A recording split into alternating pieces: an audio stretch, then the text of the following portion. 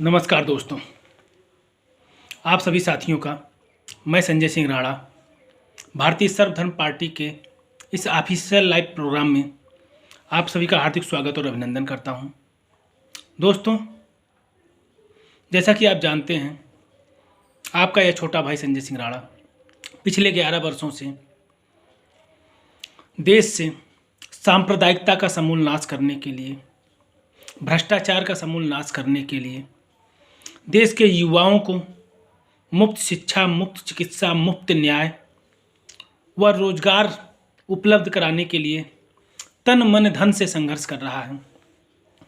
हमारी पार्टी की सोच है, विचारधारा है कि सबका विकास हमारा लक्ष्य की भावना से प्रेरित होकर हम निस्वार्थ भाव से राजनीति को व्यापार से अलग रखते हुए समाज सेवा की भावना से राजनीति करें, जो कि आज किसी भी पार्टी की यह सोच नहीं है। आज की सारी पार्टियां राजनीति को व्यापार की नज़र से देखती हैं। राजनीति में समाज सेवा की भावना रही नहीं गई। राजनीति सिर्फ और सिर्फ उनके द्वारा एक व्यवसाय बन चुका है।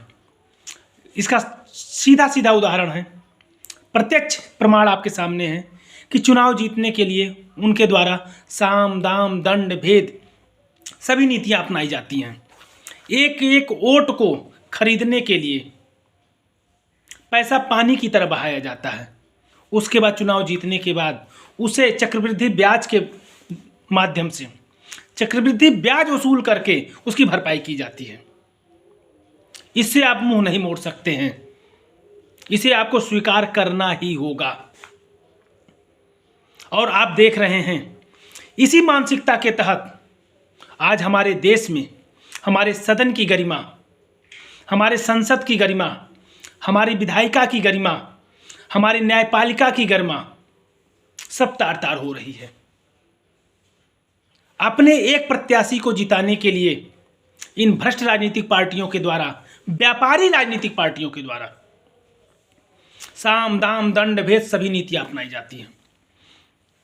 इसका ताजा उदाहरण आपको दिल्ली एमसीडी के स्टैंडिंग कमेटी चुनाव में देखने को मिला, जो कि अभी कल ही की बात है।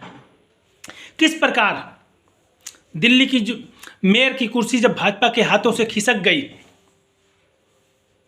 तो भाजपा और आपके कार्यकर्ताओं में किस प्रकार के लात घूंसे चले, जिसे पूरा हिंदुस्तान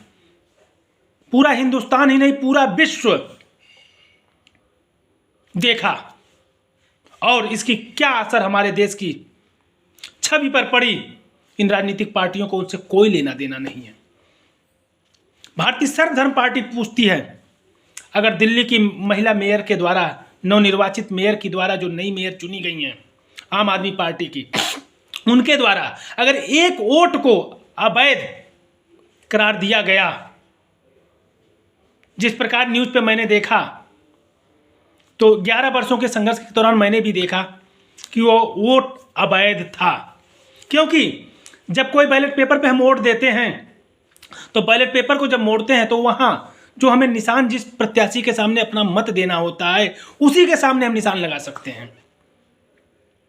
लेकिन हमने देखा, जो न्यूज़ पे दिखाया गया बैलेट पेपर, उसमें 3 जगह निशान लगे थे, 3 प्रत्याशियों के सामने। एक पे 2 लिखा था, दूसरे नीचे पे 2 लिखा था, नीचे 1 लिखा था। तो इसका सीधा सीधा तात्पर्य ही होता है कि वह वोट अवैध है, जो आम आदमी के मेयर के द्वारा उसे अवैध करार दिया गया। उस एक वोट को लेकर के भाजपा के कार्यकर्ताओं ने, भाजपा के पदाधिकारियों ने, भाजपा के पार्षदों ने जिस प्रकार सदन की मर्यादा को तार तार किया, वह देख करके सदन के अंदर उसकी गरिमा को, भारत की अखंडता और संप्रभुता को शर्मसार करने के दोषी पाए जाते हैं ये, और इन्हें तत्काल सभी पार्षदों को बर्खास्त कर देना चाहिए। क्योंकि अगर उन्हें लगा कि यह महिला पार्षद के द्वारा हमारे वैध मत को अवैध किया गया, तो उसके लिए न्यायपालिका थी। उसके लिए चुनाव आयोग था, उसके लिए अन्य रास्ते थे, लेकिन महिला मेयर के ऊपर हाथापाई, गलत तरीके से स्पर्श करना, जूते चप्पल चलाना, धक्का मुक्की करना, मारपीट करना, बैलेट बॉक्स को फेंकना, यह मर्यादा के विपरीत है। इसे मर्यादा नहीं कही जा सकती है।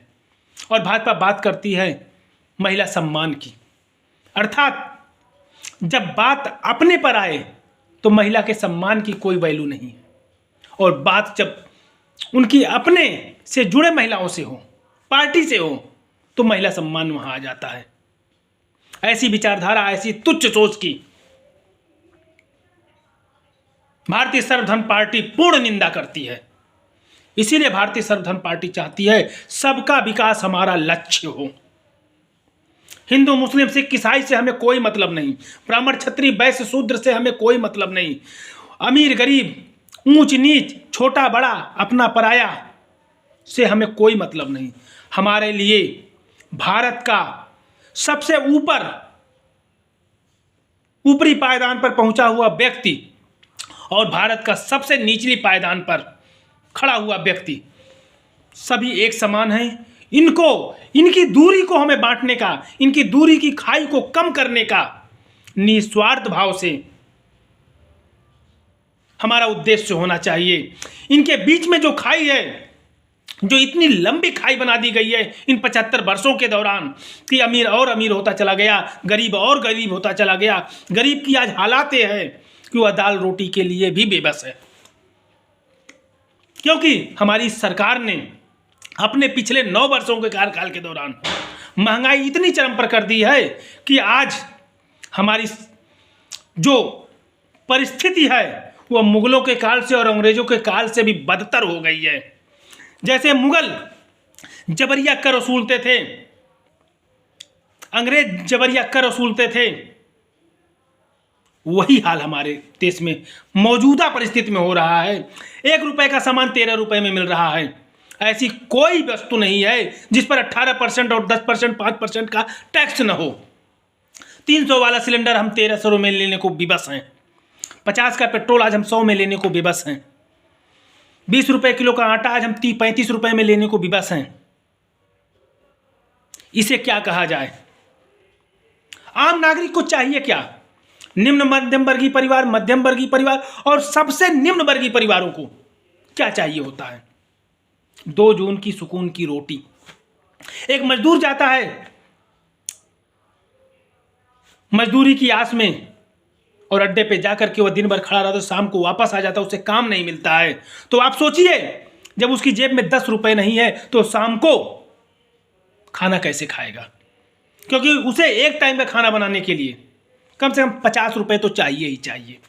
आज की मौजूदा परिस्थिति की मैं बात कर रहा हूं। और हमारी यह जो सत्ताधारी पार्टी है, खासकर मैं सत्ताधारी पार्टियों को तो कुछ नहीं कहूंगा, हम अपनी और आपकी बात करेंगे, क्योंकि यह जो परिस्थिति है इसके जिम्मेदार हम हैं। अभी हम नहीं संभल रहे हैं, लेकिन अगर अब भी हम नहीं संभले तो आज जिस प्रकार हम 75 वर्षों का आरोप कांग्रेस पर लगाते चले आ रहे हैं कि आज इन 75 वर्षों में जो हमारी हालात हैं वह कांग्रेस की दादागिरी, तानाशाही की देन है, तो आने वाले 20 वर्षों में फिर हम यही आरोप लगाएंगे कि आज की परिस्थिति की जिम्मेदार कांग्रेस, भाजपा है। भाजपा भी उससे कम नहीं है, क्योंकि आज जो भाजपा ने जमीनी हकीकत से हमें नवाजा है वह किसी सरकार ने नहीं नवाजा था। आज जो हिंदू मुस्लिम की बात, हर बात घूम फिर के हिंदू मुसलमान पर आ जाती है। क्या हम इतने नासमझ हैं कि हम इनकी कारगुजारियों को नहीं समझ पाते, इनकी चालाकियों को नहीं समझ पा रहे, इनके गुमराह करने के हथकंडे को नहीं समझ पाते हैं? हम सब समझते हुए भी अपने कुछ निजी स्वार्थ के कारण इनकी हाँ में हाँ मिलाते हैं।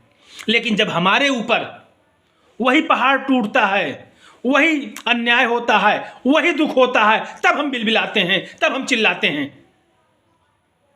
लेकिन तब तक चिड़िया खेत चूंग गई होती है, फिर चिल्लाने से कुछ नहीं होता है कि क्योंकि इनके लिए हमारी कोई औकात नहीं है, आपकी कोई औकात नहीं है। इनकी हमसे उम्मीद उतनी ही है जब तक हम इन्हें वोट न दे दें। जहां हम इन्हें वोट दिए, ये सत्ता पे आसीन हुए, हमें दूध में गिरी हुई मक्खी की तरह निकाल कर फेंक देते हैं।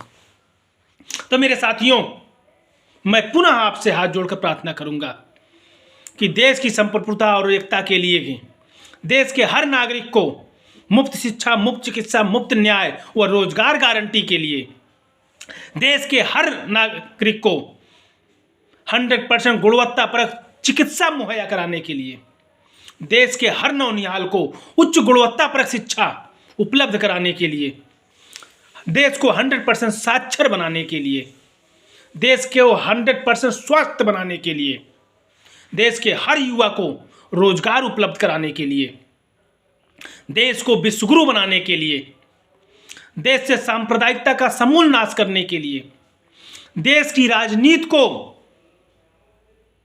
समाज सेवा की भावना से कार्य करने वाले युवाओं को राजनीति में लाने हेतु प्रेरित करने के लिए भारतीय सर्वधर्म पार्टी का साथ दें, क्योंकि यही एकमात्र ऐसी पार्टी है जो निस्वार्थ भाव से राजनीति को, विश्व के सबसे बड़े लोकतंत्र को निस्वार्थ नेता मुहैया कराने की मुहिम पर काम कर रही है। राजनीति को व्यवसाय से दूर कर समाज सेवा के रास्ते पर ले जाने का प्रयत्न कर रही है। और ऐसे में आपका यह छोटा भाई संजय सिंह राणा अभी अकेला है। इसे आपका साथ चाहिए, आपका आशीर्वाद चाहिए, आपका प्यार चाहिए, चाहे वह तन से हो, चाहे मन से हो, चाहे धन से हो, जिस प्रकार आप साथ दे सकें। भारतीय सर्वधर्म पार्टी आप सभी का आभारी रहेगी। जय हिंद, जय भारत।